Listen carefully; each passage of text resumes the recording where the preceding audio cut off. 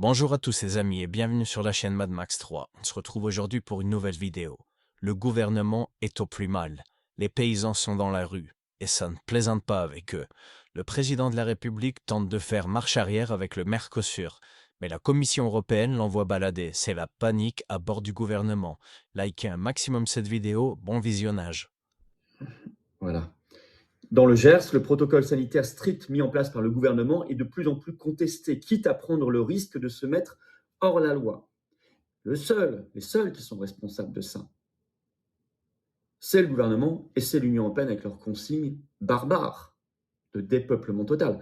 Évidemment que les éleveurs, les agriculteurs déclareraient les cas sanitaires comme ils l'ont toujours fait, s'ils n'avaient pas la crainte derrière qu'il y ait des décisions absurdes et folles qui tombent comme un coup près. C'est parce qu'il y a ça derrière que ils se mettent en retrait par rapport à leurs obligations.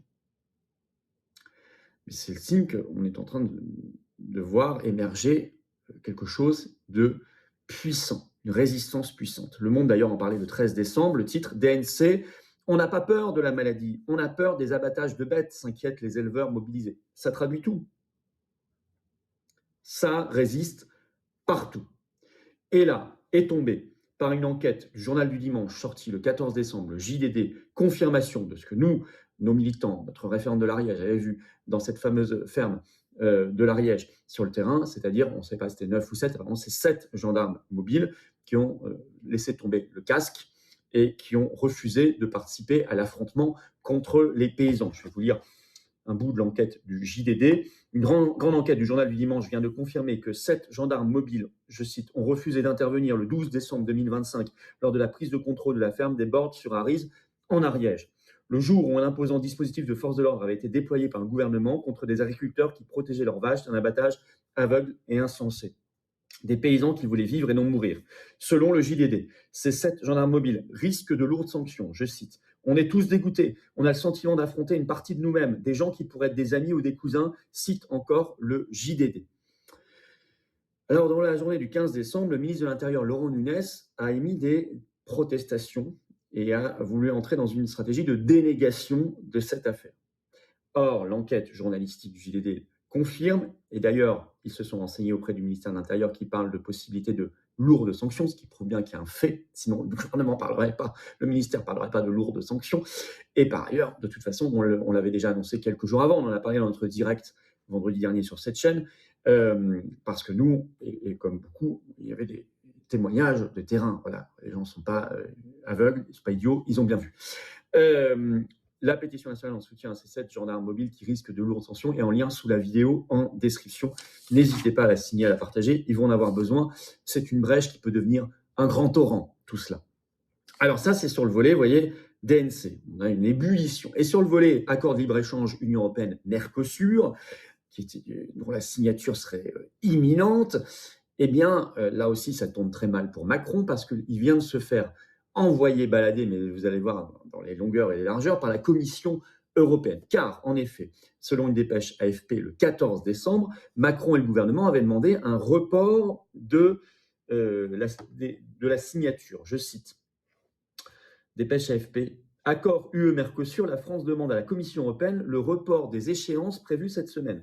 Face à la pression des agriculteurs et à l'approche d'un sommet décisif, la France réclame des garanties concrètes avant toute avancée sur l'accord. Je cite dans le détail un autre extrait de la dépêche AFP. Le président de la République a demandé à la présidente de la Commission européenne un report de l'examen de l'accord de libre-échange avec les pays du Mercosur. Constatant que le compte n'y est pas pour protéger les agriculteurs français, selon des informations communiquées à l'AFP par l'entourage d'Emmanuel Macron. C'est au plus haut niveau, au niveau du chef de l'État. Sur le Mercosur, le président de la République constate qu'à ce stade, le compte n'y est pas pour protéger les agriculteurs français. Les exigences françaises n'ont pas été remplies. Il disait l'inverse il y a un mois. Aussi, en relais de la position du gouvernement, il a demandé à la présidente de la Commission un report de l'examen de l'accord, selon cette source. Matignon avait auparavant annoncé dans un communiqué que la France avait demandé à l'UE le report des échéances prévues cette semaine pour la signature de cet accord de libre-échange, estimant que les conditions n'étaient pas remplies pour un quelconque vote des États européens. Demande du gouvernement, demande de la présidence de la République, donc c'est du massif. Or, le 15 décembre, réponse par une conférence de presse d'un porte-parole de la Commission européenne, repris par une dépêche Reuters ce 15 décembre, je cite, « La Commission européenne prévoit de signer l'accord avec le Mercosur d'ici la fin de l'année », a déclaré un porte-parole. Je cite, « La Commission européenne prévoit toujours de signer l'accord commercial du Mercosur d'ici la fin de l'année », a déclaré ce 15 décembre un porte-parole de la Commission européenne. Cet accord est une question de la plus haute importance pour notre Union européenne, sur le plan économique, diplomatique et géopolitique, mais aussi en termes de responsabilité sur la scène internationale, a déclaré son porte-parole Olaf Gill aux journalistes. J'ai d'ailleurs sur mes réseaux X, Facebook, etc., partagé la vidéo de cet extrait de la conférence de presse de ce porte-parole de la Commission européenne qui envoie bouler Macron. D'ailleurs, c'est une humiliation terrible pour lui et le gouvernement.